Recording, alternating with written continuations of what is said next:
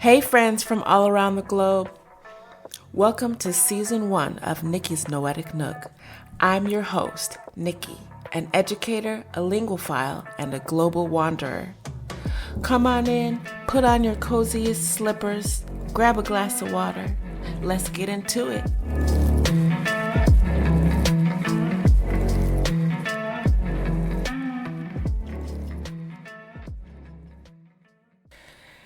Hey friends. So this week we're going to start one of my favorite childhood books, Matilda by Roald Dahl.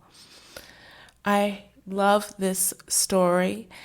There's actually a movie with Danny DeVito, and I believe there's even a couple musicals that came out, and the film of the musical, and I believe a British series version of this book. This book was first published in 1988, and it's actually Time Magazine's list of the 100 best young adult books of all time. So let's begin chapter 1 of Matilda by Roald Dahl. It's a funny thing about mothers and fathers.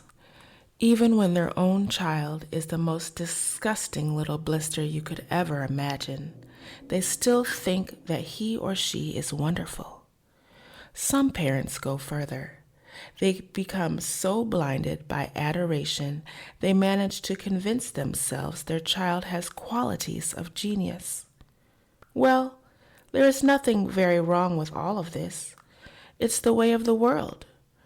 It is only when the parents begin telling us about the brilliance of their own revolting offspring that we start shouting, "Bring us a basin, we're going to be sick."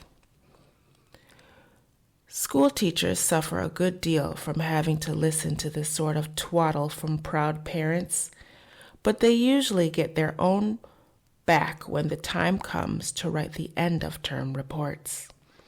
If I were a teacher, I would cook up some real scorchers for the children of doting parents. "Your son, Maximilian," I would write, "is a total washout. I hope you have a family business you can push him into when he leaves school, because he sure as heck won't get a job anywhere else." Or, if I were feeling lyrical that day, I might write, "It is a curious truth that grasshoppers have their hearing organs in the sides of their abdomen. Your daughter Vanessa, judging by what she's learned this term, has no hearing organs at all." I might even delve deeper into natural history and say, "The periodical cicada spends 6 years as a grub underground, and no more than 6 days as a free creature of sunlight and air. Your son Wilfred has spent 6 years as a grub in this school, and we are still waiting for him to emerge from the chrysalis."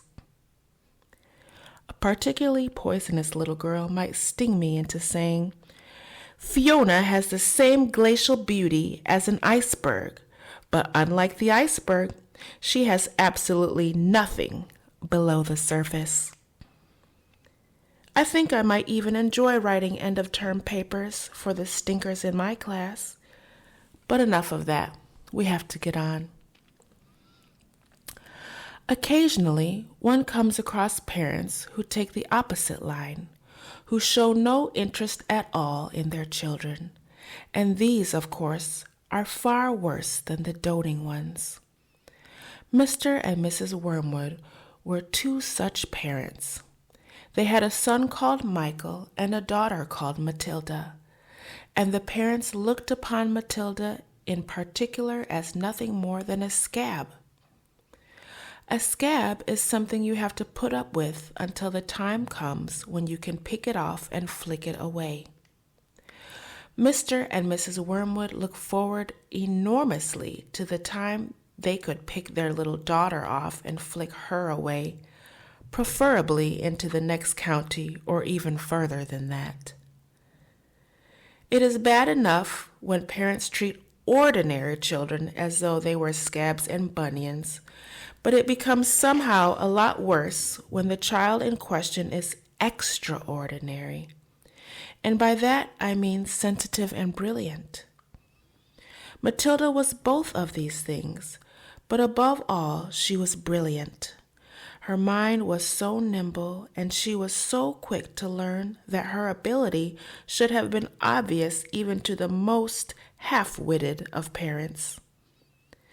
But Mr. and Mrs. Wormwood were both so gormless and so wrapped up in their own silly little lives that they failed to notice anything unusual about their daughter. To tell the truth, I doubt they could have noticed she had crawled into the house with a broken leg. Matilda's brother Michael was a perfectly normal boy, but the sister, as I said, was something to make your eyes pop.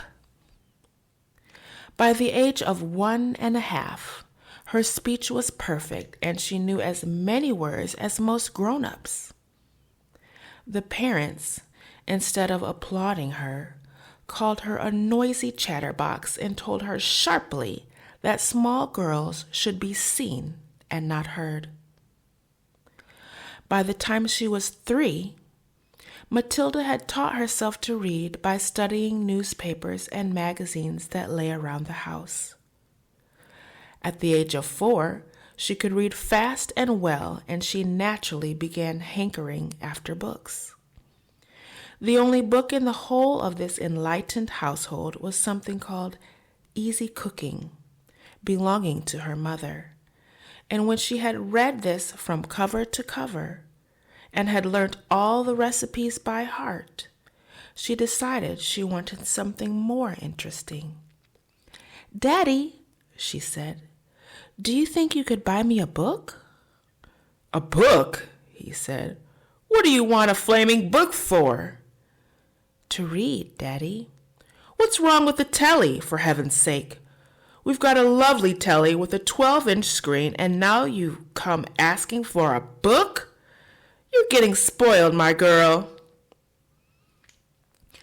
Nearly every weekday afternoon, Matilda was left alone in the house. Her brother, 5 years older than her, went to school. Her father went to work, and her mother went out playing bingo in a town 8 miles away. Mrs. Wormwood was hooked on bingo and played it 5 afternoons a week.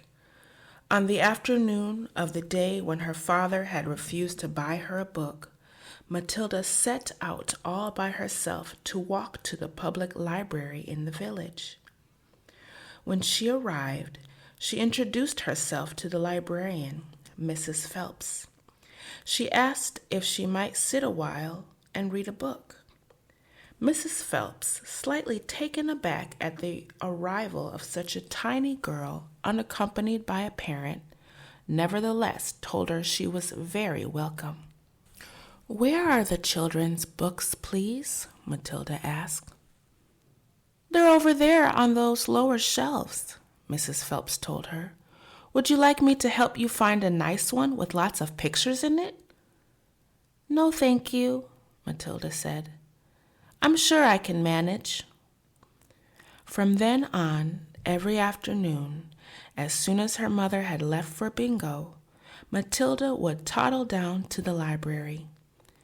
The walk took only 10 minutes, and this allowed her 2 glorious hours sitting quietly by herself in a cozy corner, devouring one book after another. When she had read every single children's book in the place, she started wandering round in search of something else. Mrs. Phelps, who had been watching her with fascination for the past few weeks, now got up from her desk and went over to her. "Can I help you, Matilda?" she asked. "I'm wondering what to read next," Matilda said. "I've finished all the children's books." "You mean you've looked at the pictures?" "Yes, but I've read the books as well." Mrs. Phelps looked down at Matilda from her great height, and Matilda looked right back up at her.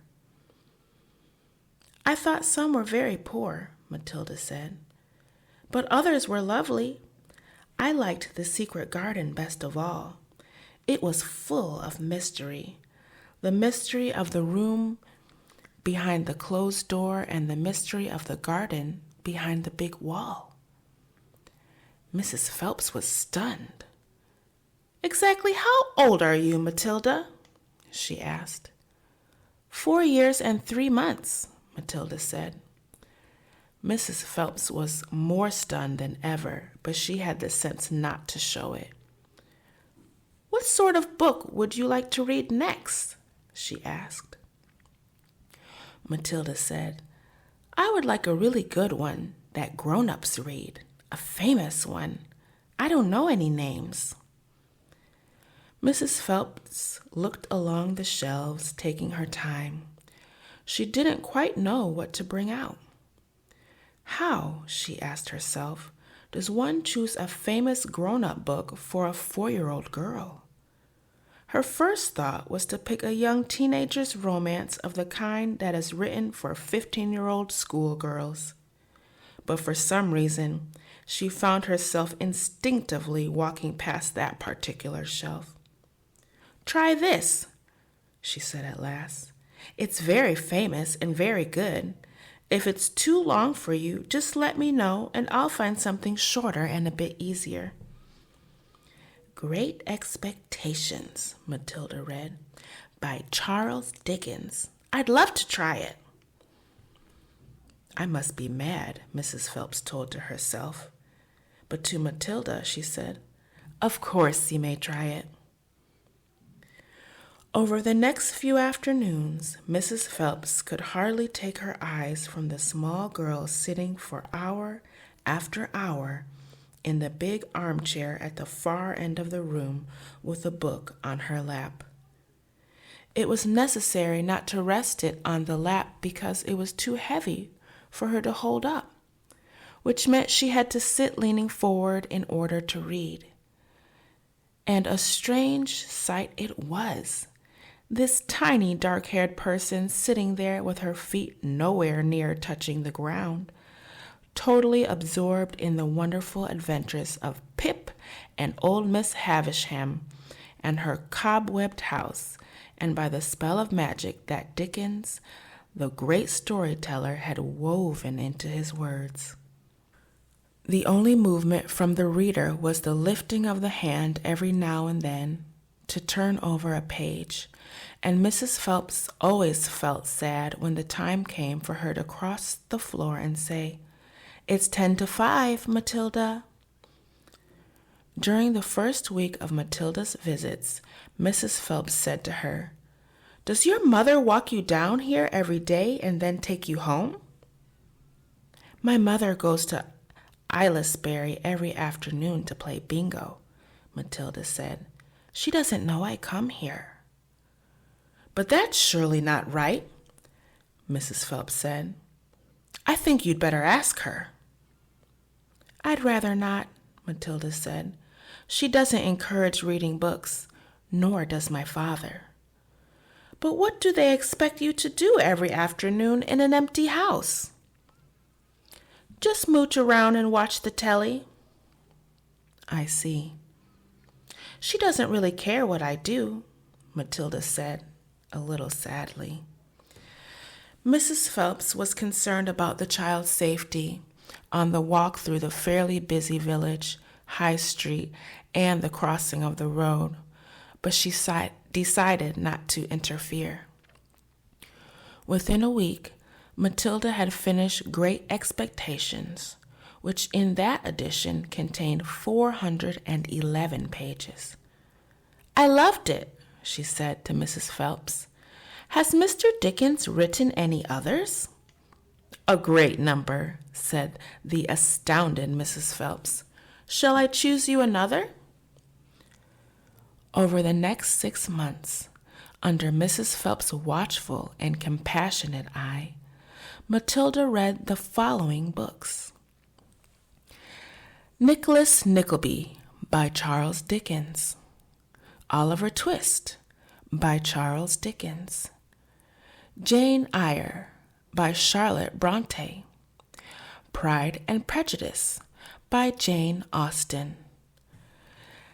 Tess of the D'Urberville by Thomas Hardy. Gone to Earth by Mary Webb. Kim by Rudyard Kipling. The Invisible Man by H.G. Wells. The Old Man and the Sea by Ernest Hemingway. The Sound and the Fury by William Faulkner. The Grapes of Wrath by John Steinbeck.